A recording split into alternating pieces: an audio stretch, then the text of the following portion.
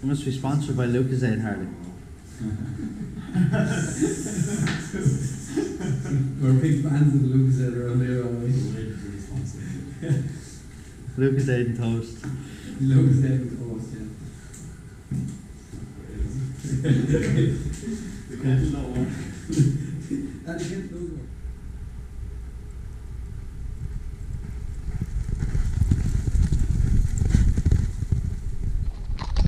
When I said I'd come down to you this morning, Harley, I didn't mean that. I didn't intend on riding out.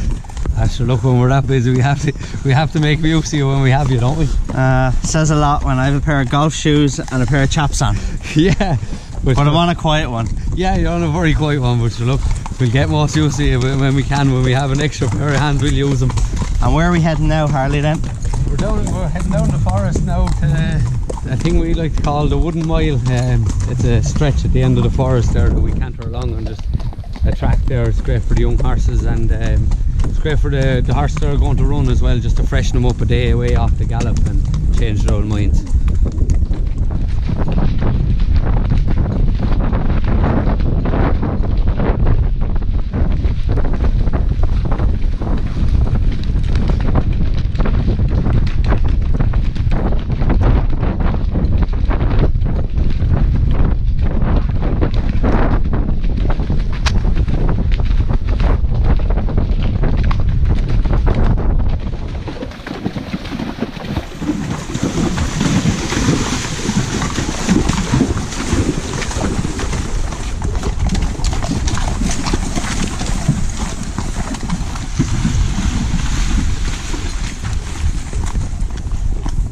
Very enjoyable, Harley. Yeah, look, sure, something different for the horses. It's a nice day away there, down through the woods, changes their mind, gets them nice and relaxed and everything. So, yeah, no, it is very enjoyable for horse and rider. How are you enjoying this now, this big change? I know you had horses over in Liam Kenny's and all last year, but you're out in the big world now on your own now, and your own yard and loads of horses and your own staff. So how are you finding this? Yeah, look, I'm really enjoying it at the minute. Big step, sure, look, but it was always going to happen at some time or another. But things are going great at the minute, and I've no complaints. I have a great team of lads with me. Couldn't do it without them, and no, things are going smooth. It's a great place you have here. Obviously, what you need: good gallop, plenty of room out in the forest, out in the fields, and loads of stables. More importantly, tell us a little bit about the gallop there. Yeah, the gallop was originally 7 furlongs. Mostly level at the start, and the last 2 furlongs and uphill. But when I arrived, I redrained it and put down a lot of sand on it. It just hadn't been done in a few years. It was always a good gallop, but it just needed to be redone. And then I turned the first furlong of the gallop back into a schoolmanship, because that was the one thing we were missing here. So. Yeah, no, it seems to be going well. It seems to be having a good routine, and it seems to be working out at the minute. Horse running well and everything. So yeah, I'm happy with it at the moment. I got to see loads of your 3-year-olds schooling this morning. They're fresh and well, and they're jumping well. So you've obviously done plenty of schooling with them. Yeah, look, jumping is the name of the game. Do a lot of schooling with them at this stage of the year. They kind of jump nearly every day at this stage of the year, whether it's in the field or on the strip or in the sand ring. They'll always jump somewhere for the first month or 6 weeks. Just teaching them the run of the mill and a bit of steady canter, and then after building them up. Yeah, so they're in great form, they're fresh, and they're well, a little bit too fresh this morning maybe, but yeah, no, look, they're going very well. I'm happy and pleased with the way they are at the moment. I think I have a nice bunch of horses there, and I'm pleased at the minute with it. How many have you got for point? I know you've some here for pre-training, but some of your own to run. How many 3-year-olds would you have? There's in around maybe 18 or 20, I'm not exactly sure. And then you've some horses for the fall then as well, 4-year-olds? Yeah, there's another probably 10 or 12 of them for the fall, so altogether there's probably 30 of my own. There's probably another, well, between myself or owners that I have to run myself, and then there's another 10 pre-trainers there.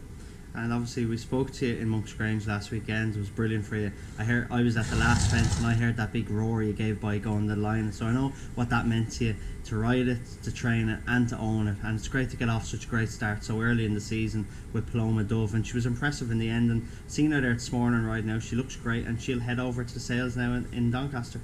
Yeah, look, it was absolutely great, a great day, brilliant day. Sort of it was more of a cheer of relief than anything. The pressure is off now, sort of a cheer. But it was great. It was a great day, and yeah, no, she'll head to the sales now. She's in great form. Everything, she came out of the race great. If I was a track trainer, she could run again next week. There'd be no problem. So yeah, no, she'll head to the sales there in the start of November there in Goffs. And going back to the training side of it with the 3-year-olds now, you've obviously learned so much over the years from riding out and working with very good handlers over the years, but what do you think is the most important thing that you've learned for these 3-year-olds, the way you have to look after them, mind them, because they can't run till February? No, the main thing is feed them well, keep plenty of condition on them, and don't do too much too quick on them. If you have to do a lot of steady work and build them up, and that's the one major thing I found with working with all the lads. And sure, they're brilliant at their job, every one of them, they're all respected. So yeah, just keep them eating and keep them looking well and keep them strong. The fresher they are, the better. They might be annoying you some days, they're too fresh, but they're better being like that than they are going around with their heads hanging down and flat. You're better having them fresh and strong and do plenty of steady work and build them up. And is there any 4-year-old there that stands out that we might be able to keep an eye on that you're looking forward to running soon? Yeah, there's actually a lovely bunch of horses there. Judging off the way the mare won, I'd be looking forward to. There's a couple there to name one would be hard. But I'd be looking forward to that San Frontiers that fell there. Nice to meet. He fell at the second last in Monk's Grange. He run the big race. There's a lovely Kef Tara mare there. And look, there's a few. There's a Champs-Élysées horse. There's a big Milan horse. There's plenty there. So it'd be hard to pick one individual one now. There's a few you wouldn't be looking forward to, alright, but there is a good few there that I am looking forward to too, yeah. I know you're very modest, but anybody that knows you knows how hard you work, and I know how hard you work, but I've seen this morning, talking to the lads as well, you're a fair grafter, you're putting in massive work, so fair play to you, and hopefully it will pay dividends for you.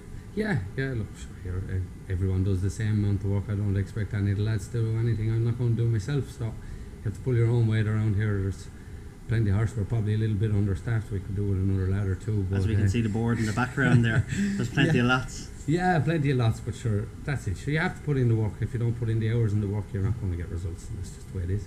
Well, listen, Harley, thanks very much for having me this morning. I enjoyed riding out, even though I didn't know I was going to ride it out. You put me down for a lot, as we can see at the bottom there, without me knowing, but thanks very much, and listen, well done in Monk's Grange, and no doubt that's only going to be the first of many. Pleasure having you, Dave. Thanks very much.